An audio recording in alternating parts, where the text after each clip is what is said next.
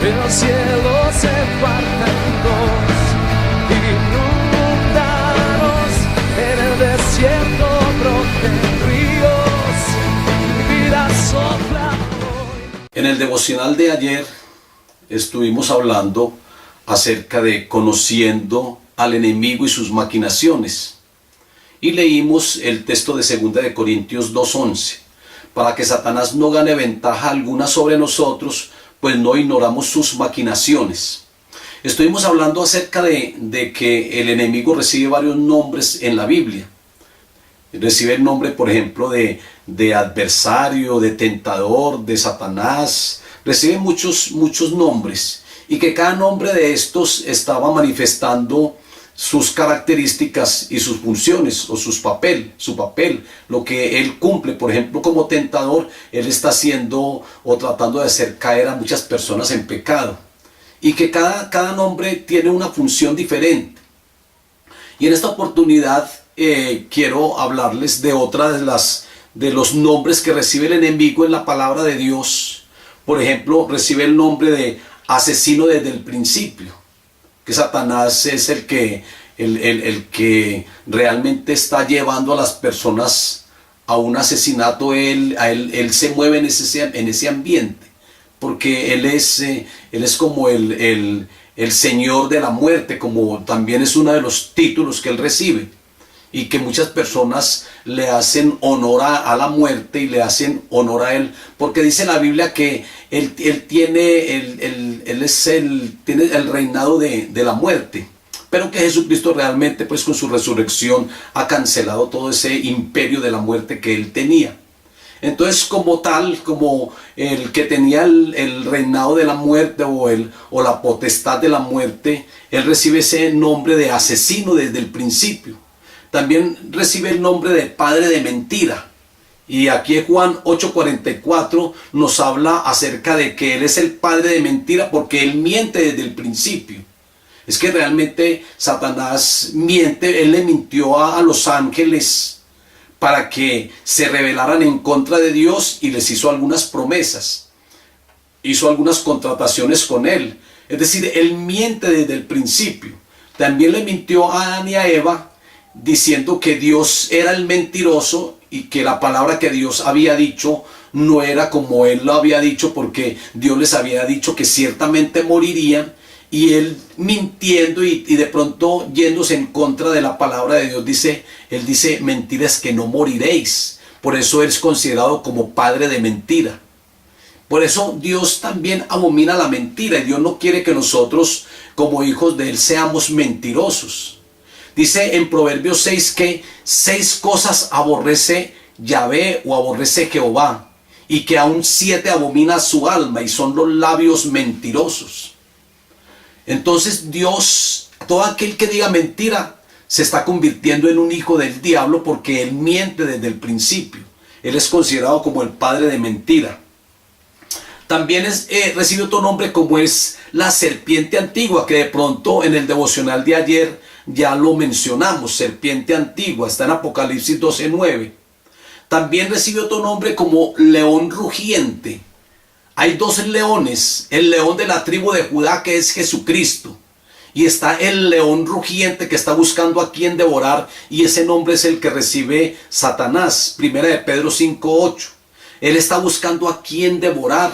Él está mirando quién abre puertas para él llevarlos a un sometimiento, y para que esas personas caigan bajo el gobierno de él y el poder esclavizarlos. Él está buscando a quien devorar. También recibe otro nombre de Belial en 2 de Corintios 6:15. Recibe este otro nombre dado por Pablo, Belial. También Gog, de la tierra de Magog, en Ezequiel 38:18. Porque él tiene naciones que están siempre al lado de él. Hay países, hay naciones que se llegan a él, que se conectan con él, y la palabra de Dios habla de ese Gog y de Magog, que son países, son pueblos, son naciones que se están adhiriendo a él.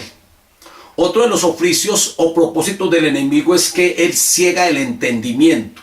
Segunda de Corintios 4:4 y Lucas 8:12. Nos está hablando de que el enemigo está cegando el entendimiento de las personas, impidiéndoles que crean y entiendan el evangelio. Muchas personas son víctimas de esto. No solamente los cristianos, sino también personas no conocedoras de la palabra, que Él les está encegueciendo el entendimiento. El entendimiento lo tienen completamente endurecido. Entonces se les dificulta mucho entender el evangelio para obtener la salvación. Él ciega el entendimiento. A la mayoría los obstaculiza escuchar la palabra de Dios, se les obstaculiza. A algunos se les dificulta, por ejemplo, aprender textos bíblicos y entender la palabra, y no tienen un conocimiento acerca de ella, porque el enemigo siempre está tratando de obstaculizar para que la persona no escuche ni obedezca la palabra. Cuando se logra superar estos problemas, que alguna persona de pronto ya empieza a ejercitarse en la lectura de la palabra y a entenderla, él trata de confundir a las personas y tratan de, a través de algunos textos bíblicos, que lo malinterprete para que de ahí ya salgan algunas posiciones o salgan algunas herejías. Entonces siempre el enemigo está tratando es de crear un caos dentro de la persona. Otro de los oficios o funciones que él hace es producir algunas enfermedades físicas.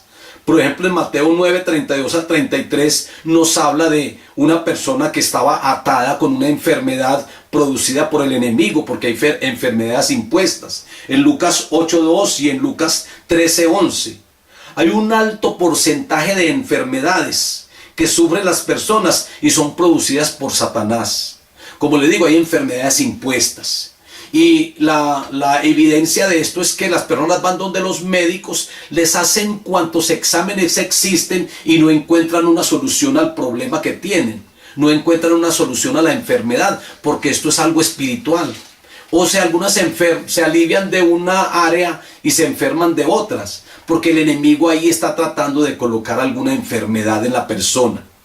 También muchos de los conocidas como enfermedades incurables, donde la medicina le ha sido imposible penetrar. Entonces, por ejemplo, hay personas que tienen alguna enfermedad o la han heredado por causa de algún problema espiritual, problemas del corazón, algunos cánceres, donde toda una familia muere por causa de esto. Entonces es una enfermedad impuesta, es una maldición que recibieron, y eso pasa de generación en generación. Ahora también él causa enfermedades mentales. Mateo 8:28-34 nos habla de un caso de una enfermedad mental. Y eso yo digo que sin exagerar, hay un 90% de enfermedades mentales que son causas espirituales. Hay muchos centros mentales donde están la mayoría de las personas por alguna enfermedad mental, pero eso es espiritual. Entonces las personas llegan a una locura espiritual, y eso es causado por el enemigo. Ahora, los métodos que el enemigo usa para de pronto hacer caer a la persona o para que la persona se desvíe de los caminos del Señor. Uno de los métodos es la tentación, y estuvimos hablando acerca de que el enemigo recibe uno de los nombres, que es el tentador. Las tentaciones es como un arma que él utiliza para que las personas dejen de seguir a Dios, de obedecerle, y que las personas queden vencidas, porque la tentación se convierte en una guerra espiritual en nosotros. Entonces el enemigo lanza dardos de fuego para que la persona caiga en la tentación y pierda la comunión con Dios. Entonces la tentación es una de las grandes armas que él utiliza, es su arma predilecta. Y muchas personas caen bajo esa arma y del enemigo. El enemigo aprovecha las circunstancias porque él conoce las partes débiles de la persona. El enemigo sabe que hay algunas personas que tienen el área débil en cuanto a la sexualidad. Entonces por allí está lanzando dardos y las tentaciones para hacer caer a la persona. Él sabe que algunos tienen de pronto su debilidad es el dinero. Entonces va a lanzar permanentemente dardos a través de las tentaciones, ofreciendo de pronto dineros mal habidos, y allí es donde la persona fácilmente cae. Él sabe cuáles son las áreas débiles de cada uno, y por allí él lanza la tentación. Ahora, otra de sus métodos son las trampas, como dice 1 de Timoteo capítulo 3, versículo 6 al 7. Las estrategias más comunes que el enemigo toma son las trampas de diversa índole. Por ejemplo, amor al dinero, el orgullo, la vanidad, los honores. Son áreas muy utilizadas por él, son trampas que el enemigo utiliza. Utiliza a sus aliados, a sus súbditos. 1 de Juan 2, 15 al 17. Y los súbditos de él son, por ejemplo, la carne, que hemos hablado de que el cristiano tiene tres grandes enemigos. Uno de ellos es la carne, otra es el mundo y la otra es el tentador y sus súbditos. Entonces tenemos que estar muy vigilantes y tener mucho cuidado con estos tres grandes enemigos que, como les digo, se convierten en aliados o en súbditos de Satanás. La carne la utiliza mucho y hay personas que en su propia concupiscencia, en sus carnalidades, caen en el pecado. Él trata de colocar alguna tentación en cuanto a la carnalidad para que la persona caiga en esa trampa. Entonces sabemos que Pablo a los de Galacia, a la iglesia de Galacia, a los Gálatas, él les habla acerca de las obras de la carne. Y él da toda una lista de las obras de la carne. Y eso dice, concluye el pasaje de allí de Gálatas 5:16.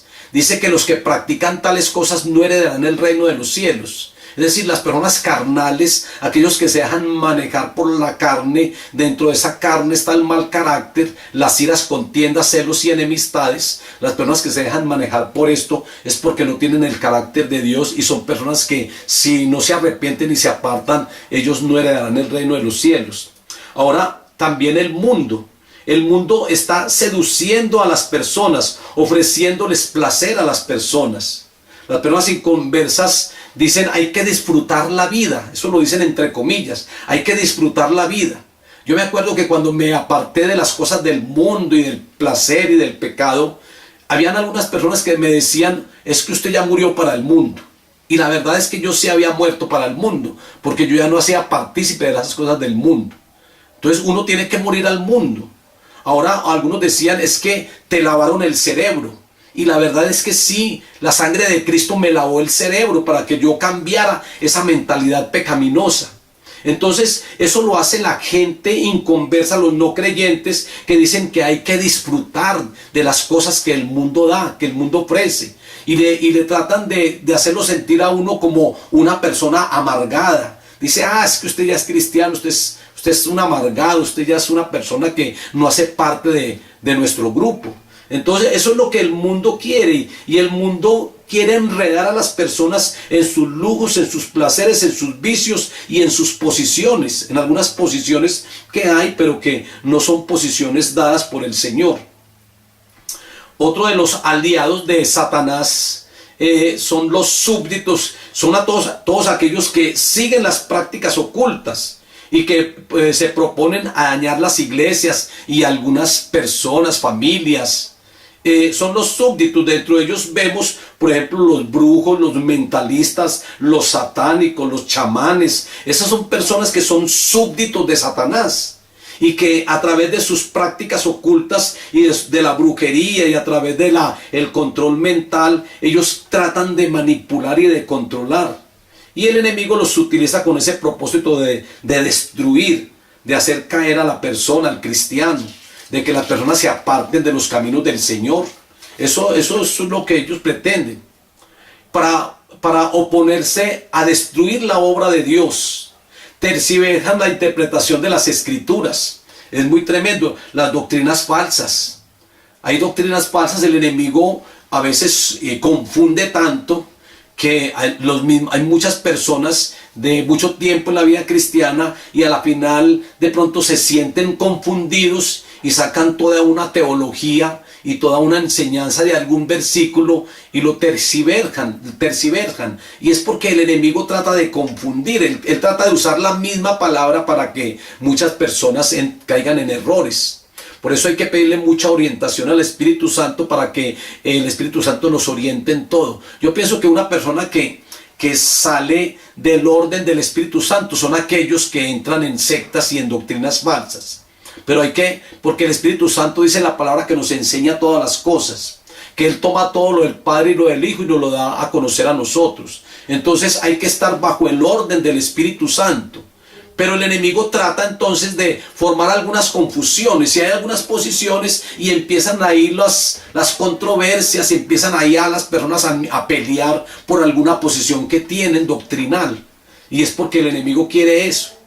Entonces están las sectas falsas que hacen mucho proselitismo. Mire, una secta siempre se basa en algún punto. Por ejemplo, no digamos que los adventistas pues que sean alguna secta falsa, aunque ellos pues tienen algunas posiciones que son contrarias y ellos dicen que el día de reposo hay que guardarlo todavía. Entonces, sabemos que Jesucristo es el Señor del día de reposo. Pero ellos dicen el día de reposo el Señor lo mandó para que nosotros lo guardáramos. Entonces toman ese punto y forman toda una teología y empiezan a discutir con otras personas que a lo mejor no tienen esa posición. Porque Pablo dice que para algunos el día de reposo lo guardan para el Señor, pero que hay otros que guardan todos los días como para el Señor. Ahora ellos también, los adventistas, hablan por ejemplo acerca de algunas comidas que son inmundas. Y Pablo dice que hay algunas personas que tienen las comidas por inmundas y no la comen para el Señor, pero que hay otros que santifican los alimentos con la oración y lo comen para el Señor. Entonces Pablo dice, no se pongan a pelear por eso. Si algunos guardan el día de reposo, pues para el Señor lo hacen. Pero si nosotros guardamos todos los días para el Señor lo hacemos, pero no es para estar discutiendo. Entonces, como llegar a un acuerdo en cuanto a esto, pero de ahí salen, como les digo, varias posiciones. Entonces hay que ser muy centrados y las personas hacen proselitismo con esas posiciones que toman. Están los falsos profetas que engañan a la gente con mucha facilidad, los falsos profetas. Hay una iglesia, por ahí la iglesia de la profecía, que hay que tener mucho cuidado porque toda persona que llega le dan una profecía. La profecía es del Señor, sí, hay profetas mayores y menores. Y dice la palabra en 1 Corintios 12 que el Espíritu Santo da el don de la profecía. Pero hay que tener mucho cuidado también con la profecía porque hay falsos profetas. Entonces, doctrinas falsas, falsos creyentes. Mateo 13:24 es otro de los métodos que usa el enemigo. Infiltra dentro de las iglesias agentes suyos como cristianos. Se hacen pasar por cristianos y su finalidad es formar divisiones doctrinales, divisiones dentro de la congregación, donde hay muchas congregaciones que se acaban, porque todas las personas forman la división y se van para otros lugares, para otras iglesias y las iglesias prácticamente quedan sin membresía. Entonces, esa es la finalidad, de que hay personas que se camuflan como ovejas cuando realmente son lobos rapaces y forman esas divisiones doctrinales y divisiones dentro del mismo seno de la iglesia. Entonces, a través de los chismes, de la murmuración, de las calumnias. Ahora hay ministros falsos, 2 Corintios 11:13, y hay que ser cuidadosos con estos ministros. Que cuando uno invite a un ministro a predicar a una iglesia, sea un ministro reconocido o que esté bien recomendado, porque es que hay personas que se suben a un púlpito y ponen a tambalear la iglesia con alguna enseñanza que dan. Entonces hay que tener mucho cuidado con algunos ministros, porque el enemigo utiliza algunos ministros falsos para dañar las iglesias también. Y Jesucristo nos dice que al final de los tiempos vendrán falsos profetas y falsos maestros. Maestros que tergiversan la palabra de Dios y que empiezan a enseñar, por ejemplo, la teología de la prosperidad y otros temas. Entonces hay que tener mucho cuidado. También hay ministros falsos como los jezabélicos. Recuerden que la Biblia habla de ese espíritu jezabélico, que es un espíritu que opera tanto en el hombre como en la mujer y que la intención es hacer caer a los siervos de Dios. Hay muchas personas que llegan a las iglesias y son jezabélicos o jezabélicas.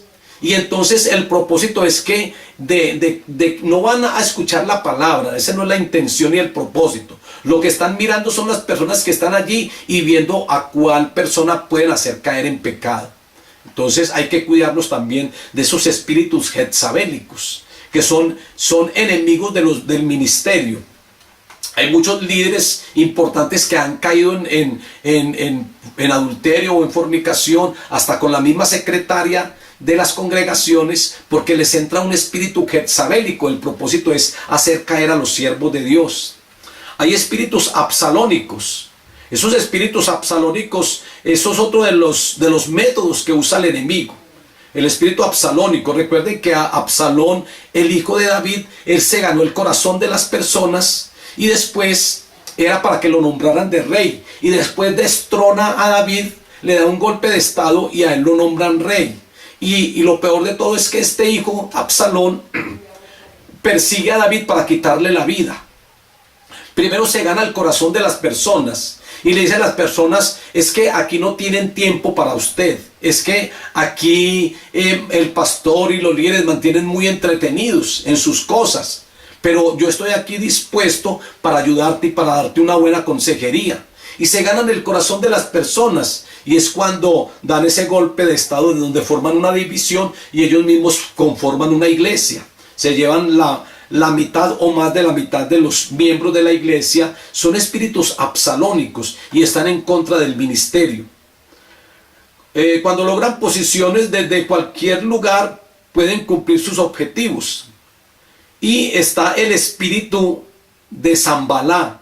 Recuerde que Zambalá, cuando Nehemías fue a levantar los muros en Jerusalén y a reconstruir el templo, con Esdras, se opuso Zambalá y otros personajes. Ellos se opusieron para que la obra de Dios no se llevara a cabo. El espíritu de Zambalá, el oficio que tiene o lo que se propone él es ir en contra de la obra de Dios. Entonces trata de que la obra de Dios no avance y trata de colocar desánimo. Él le decía a Nehemías: no, eso viene una zorra y puede tumbar esos muros no tienen fundamentos, y trataba de desanimarlo. Pero Nehemías, él siguió adelante y él no permitió que estas manipulaciones y que estos desánimos llegaran a él, y él defendió la causa y pudo terminar el muro. Pero Zambalá siempre estuvo oponiéndose, y yo sé que hay muchos espíritus de Zambalá, personas que quieren que la obra de Dios no avance. Hay también otros métodos, como las manifestaciones falsas. En 2 de Tesalonicenses 2, 9 al 10. Estos agentes de Satanás son revestidos de su poder para engañar, para hacer milagros. Son milagros falsos que hace. Manifestaciones, lenguas falsas. Ahí en la iglesia, en una oportunidad, un grupo de jóvenes misioneros llegaron y nosotros le dimos el espacio para que ellos hicieran un culto a los jóvenes.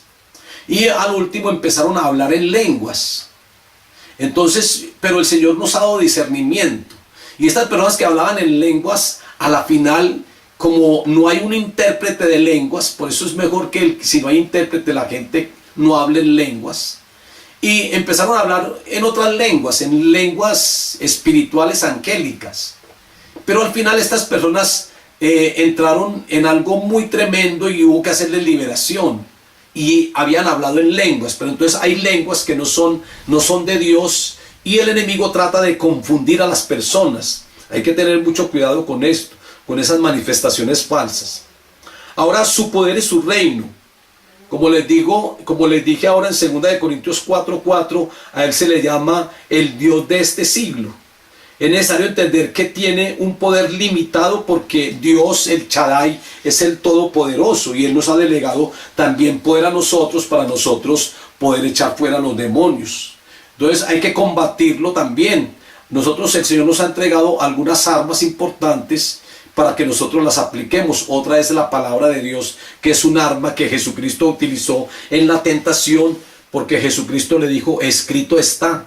Y siempre Jesucristo hacía mención a las Escrituras, y por medio de la Escritura lo venció. Sus dominios, todo el mundo, por medio de poderes políticos, económicos y religiosos.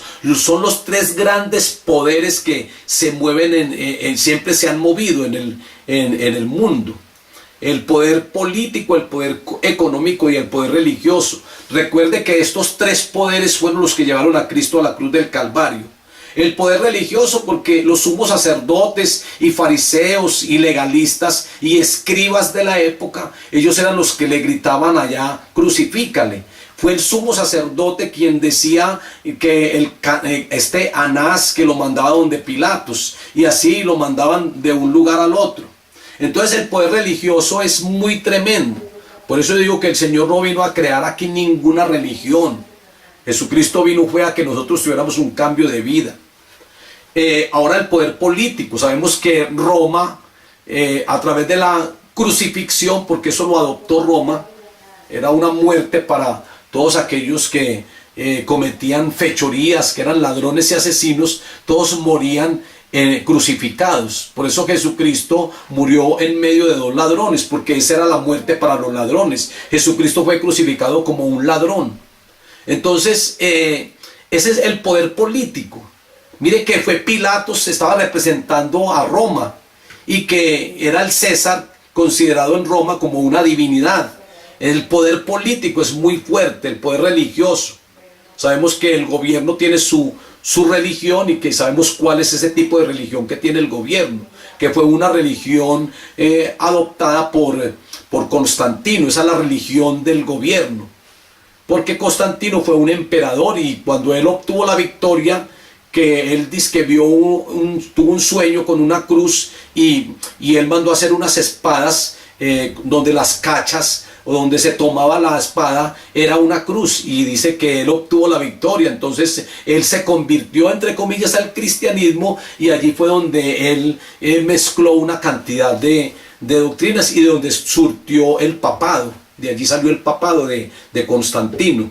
Entonces el poder político es muy tremendo, y el poder religioso. Ahora el poder económico también es muy poderoso, y por eso yo digo que Judas, por ese deseo de tener mucho dinero, Judas va y vende a Jesucristo por 30 monedas de plata. El poder económico. Entonces son tres poderes pues muy tremendos, y esos tres poderes quieren gobernar completamente al mundo. Satanás quiere usar esos tres poderes. Ahora, ¿cómo derrotarlo? ¿Cómo derrotar al enemigo? Segunda de Corintios 10, 4, 5. Dice, porque las armas de nuestra milicia no son carnales, sino poderosas en Dios para la destrucción de fortalezas, derribando argumentos y toda altivez que se levantan contra el conocimiento de Dios, y llevando cautivo todo pensamiento a la obediencia a Cristo. Es decir, las armas que nosotros usamos para derrotar al enemigo no son armas carnales. No es con un revólver, no es con un cuchillo, no es con armas carnales. Nosotros tenemos armas espirituales para derrotarlo. Y el Señor nos ha entregado muchas armas de estas. Por ejemplo, el Señor nos dice que hay que resistirlo. Nosotros, Santiago 4:7, someteos pues a Dios y resistid al diablo. Nosotros lo derrotamos cuando lo resistimos, cuando no le llevamos el fuego, cuando no nos unimos a Él para caer en la tentación. Cuando uno lo resiste, realmente lo está derrotando. Primera de Pedro 5:9 dice, al cual resistid firmes en la fe. Entonces esa es la primera arma, es hacerle resistencia al enemigo. Estar siempre vigilantes, como dice el Señor. Jesucristo dice, orad y velad, sed vigilantes para que no caigas en tentación. A la verdad la carne es débil, pero el espíritu está dispuesto. Entonces tenemos que vigilar. Y Pedro dice que debemos de ser sobrios y velar, porque nuestro adversario el diablo, como león rugiente, está buscando a quien devorar. Entonces hay que vigilar. Es una de las armas que el Señor nos ha dado. Vigilar es uno no acomodarse, no distraerse. Es uno estar vigilante, pendiente. Porque hay muchas personas que se descuidan y no están vigilantes. Entonces el enemigo puede llegar y puede atacar muy fácilmente. Hay que estar vigilantes. Ahora, también hay otras armas que el Señor nos ha entregado. Por ejemplo, el Señor nos ha dado el poder de la oración. Con la oración nosotros podemos vencer al enemigo. Usted sabe que la oración es muy importante, porque la oración nos conecta con el Padre. Y que cuando uno está en oración, realmente uno está en la presencia de Dios misma. Por eso la palabra de Dios dice que entrad en tu aposento y cerrada la puerta, que le pidamos a Dios nuestro Padre y que nosotros lo que hagamos en privado Dios nos recompensará en público. Pero la oración es muy importante y recuerde que la oración también hay varios tipos de oración. Está la oración intercesora, la oración de gratitud o de acción de gracias. Está la oración de las peticiones personales. Hay oración de adoración y de alabanza al Señor. Entonces hay una oración de guerra espiritual y el Señor nos ha entregado también esa arma poderosa como es la oración.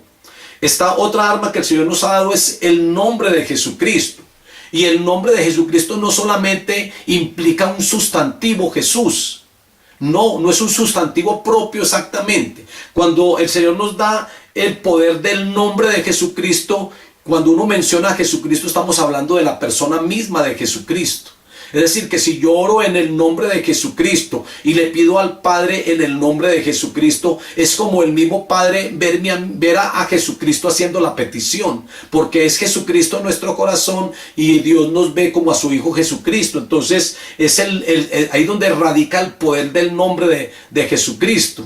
Y el nombre de Jesucristo nos ha sido entregado para que nosotros en su nombre echemos fuera demonios, en su nombre oremos por los enfermos y recibirán sanidad. El nombre de Jesucristo tiene poder y eso implica que nosotros seamos embajadores de Cristo, porque estamos representando y usando su nombre. Ahora también otra de las armas que el Señor nos ha entregado es el poder de la alabanza. La alabanza también es muy importante. La alabanza es a través de la alabanza que muchas personas son libres. Recordemos allá cuando Saúl, por ejemplo, le entró un espíritu que lo atormentaba. David tocaba el arpa y dice que el espíritu salía de Saúl y que él quedaba libre de eso. Entonces la alabanza libera. Y el Señor nos ha dado alabanzas. Cuando lo alabamos a Él en la iglesia, a veces algunas personas quedan libres porque la alabanza libera. Entonces la alabanza también es un arma que el Señor nos ha entregado. El diablo quiere que lo alaben a Él y el diablo quiere que lo adoren a Él. Por eso es que el diablo vino a robar también. Entonces, pero la alabanza realmente es para Dios. A Dios se alaba por lo que Él hace en nuestra vida y a Dios se adora por lo que Él es. Ahora tenemos también otra arma que es la palabra de Dios. La palabra de Dios, uno proclama la palabra. Jesucristo la proclamó, como le dije ahora, en la tentación y Él venció a Satanás. Porque Él dice, la Biblia dice. Hay que decir, la Biblia dice esto. Y como es palabra de Dios, el enemigo le tiene temor a la palabra de Dios. Por eso él también quiere tergiversar la palabra de Dios. Porque la palabra de Dios es poderosa. Y cuando uno menciona la palabra, esa misma palabra lleva poder. La palabra de Dios transforma vidas. La palabra de Dios lo cambia a uno. La palabra de Dios es tan poderosa que todo lo que está escrito se ha venido cumpliendo. Y el Señor dice que el cielo y la tierra pasará, pero que su palabra no pasará. Porque la palabra es la verdad de Dios. Y porque la palabra es el mismo Jesucristo, que es el verbo, que es el logo, la palabra. Y por la palabra Jesucristo y el Padre hicieron toda la creación. Entonces Jesucristo es la palabra viva, es la palabra orgánica. La palabra de Dios es poderosa. Dentro de las armaduras de Dios, dice que tomemos la espada del Espíritu, que es la palabra de Dios. Es decir, que dentro de la armadura de Dios, la mayoría de los componentes de la armadura de Dios son para defendernos. Pero también hay un arma que es ofensiva para atacar y es la misma palabra de Dios. Es considerada como la espada del Espíritu, la palabra de Dios. Dice que con la palabra Jesucristo vencerá a Satanás y al falso profeta. Ahora también el poder que el Señor nos ha dado como un arma es el poder del Espíritu Santo. El Señor nos ha dado poder. Jesucristo le dice a los apóstoles, no se muevan de Jerusalén hasta que sean investidos del poder de lo alto. Y en Pentecostés, en Hechos capítulo 2, dice que el Espíritu Santo descendió en forma de lengua de fuego. Y ellos recibieron mucho poder y empezaron a predicar, donde se convertían multitudes y empezaron a echar fuera demonios y empezaron a hacer milagros. Entonces la palabra, el poder es muy importante, es un poder delegado, porque hay un poder adquirido y un poder delegado. El poder adquirido es cuando uno vence a Satanás. Cuando uno lo vence, uno adquiere poder. Por eso la tentación, en cierto sentido, la tentación es importante porque el Señor lo toma como prueba. Y cuando uno vence la tentación, uno está venciendo al tentador. Entonces uno va adquiriendo poder. Pero tenemos el poder delegado también, que es el poder que Dios o que Jesucristo nos ha delegado por medio del Espíritu Santo. Entonces tenemos ese poder. Y por medio de ese poder es que nosotros podemos hacer retroceder el reino de las tinieblas. Esas son las armas que el Señor nos ha entregado. Así que yo espero que ustedes hayan aprendido y que ustedes pongan esto en práctica. Y que ustedes no caigan en los lazos del enemigo, ni caigan en las redes de él. Que toda tentación que llegue a tu vida tú la puedas reprender y puedas superar toda tentación. Porque si tú caes en la tentación, te haces un esclavo del enemigo. Le abre puertas al enemigo, él adquiere derechos y ya tú empiezas a ser un títer del mismo enemigo que empieza a jugar con tu vida. Se van a formar allí grandes se van a formar grandes impedimentos y malos hábitos y entonces a través de esos malos hábitos tú vas a estar esclavizado del diablo. Conclusión es que la existencia del diablo y sus demonios es una realidad. Que su carácter y su naturaleza se reflejan claramente en todas sus actividades y en todas sus funciones y en todos los roles o en todo lo que él desempeña. Ellos hoy están activos y siempre han estado activos y no han abandonado su intención original de rebelión y ataque. Así que están vigilantes, como dice la palabra, y no desconozcan las artimañas de él, porque si las desconocemos, entonces él puede tomar ventaja. Hay que tener conocimiento acerca de todo esto. Dios los tiene bajo absoluto y permanente control y a su debido tiempo los enviará a su destino de castigo eterno juntamente con Satanás. Ese es el final. Eso es lo que le espera a Satanás y a sus demonios.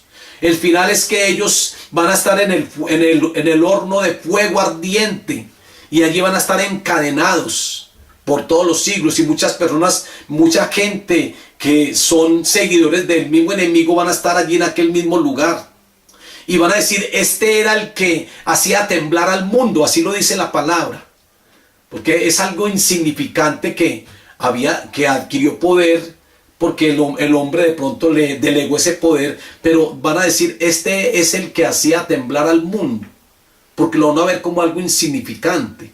Nosotros no debemos de atribuirle tanto poder a él, porque Jesucristo en la cruz del Calvario dice que él quitó toda potestad y las exhibió públicamente en la cruz del Calvario.